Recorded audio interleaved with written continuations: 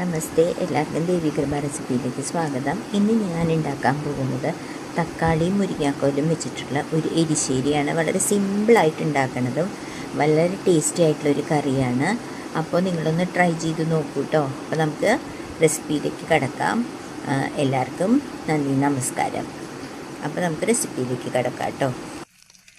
നമസ്തേ, എല്ലാവർക്കും ദേവികൃപ റെസിപ്പിയിലേക്ക് സ്വാഗതം. ഇത് ഞാൻ ഉണ്ടാക്കാൻ പോകുന്നത് തക്കാളിയും മുരിങ്ങാക്കോലും വെച്ചിട്ടുള്ള ഒരു എരിശ്ശേരിയാണ്. തനി നാടൻ രുചിയിലുള്ള ഒരു കറിയാണ്. വളരെ സിമ്പിൾ ആയിട്ടുള്ള ഒരു കറി. അപ്പൊ അതിന് ഞാൻ ഇവിടെ കടായിൽ, അതായത് ഒരു ചട്ടിയിൽ ഞാൻ വെളിച്ചെണ്ണ ഒഴിച്ചിട്ടുണ്ട് കേട്ടോ. ഗ്യാസ് ഓൺ ചെയ്തിട്ടുണ്ട്. എന്നിട്ട് ഞാനിവിടെ നിങ്ങളെ കാണിച്ചു തരാം. ഞാനിവിടെ ഒരു 3 തക്കാളി കട്ട് ചെയ്ത് വെച്ചിട്ടുണ്ട്. ഇത്തിരി നല്ല നീളത്തിലുള്ള ഒരു മുരിങ്ങാക്കോലും കട്ട് ചെയ്ത് വെച്ചിട്ടുണ്ട് കേട്ടോ. ഇത് വെച്ചിട്ടാണ് എരിശ്ശേരി ഉണ്ടാക്കുന്നത്. അതിനുശേഷം ഞാൻ ചെയ്യുന്നത്, അപ്പോൾ അത് വെളിച്ചെണ്ണ ഒന്ന് ചൂടാവട്ടെ. ഇവിടെ അപ്പോൾ ഞാൻ മിക്സി പാത്രത്തിൽ ചുമന്ന മുളക്, അതുപോലെ തന്നെ തേങ്ങ, ജീരകം, ചുമന്നുള്ളി എടുത്തിട്ടുണ്ട്.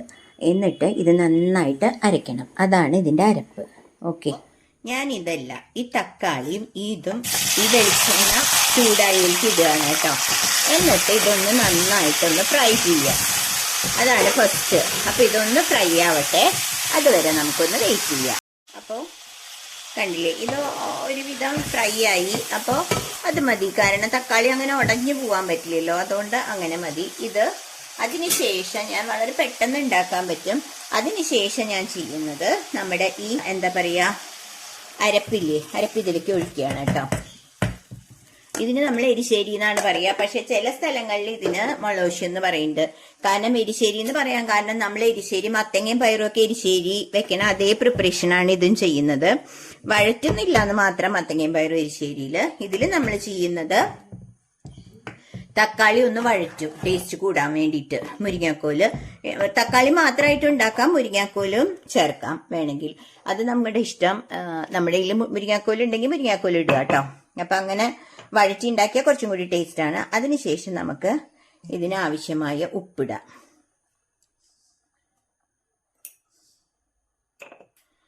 എന്നിട്ട് ഇതൊന്ന് ഇളക്കി കൊടുക്കുക. അപ്പൊ ഇതിന് എത്രത്തോളം ലിക്വിഡ് ലൂസ് ആവണം എന്നുള്ളതനുസരിച്ചിട്ട് നമുക്ക് ഒന്നുമില്ലെങ്കിൽ വെള്ളം ചേർക്കാം, അതല്ലെങ്കിൽ കുറച്ച് തിക്കായിട്ട് വേണമെന്നുണ്ടെങ്കിൽ നമുക്ക് തേങ്ങ കൂടുതൽ ചേർക്കാം. ഇതിപ്പോ ഞാൻ 1 കപ്പോളം തേങ്ങ കേട്ടോ ചേർത്തേക്കണേ. അപ്പോൾ ഇതൊന്ന് തിളക്കട്ടെ. ഓൾറെഡി ഞാൻ കടുക് വറുത്തതിലിട്ടു. പിന്നെ എല്ലാവരും ഇഷ്ടപ്പെട്ടെങ്കിൽ ഒന്ന് ലൈക്ക് ചെയ്ത് സബ്സ്ക്രൈബ് ചെയ്ത് ഷെയർ ചെയ്യണം കേട്ടോ. അപ്പൊ കടുകും മുളകും കരിവേപ്പിലയും വറുത്തിട്ടു. അപ്പോ ഇതിന്റെ പ്രിപ്പറേഷൻ കഴിഞ്ഞു.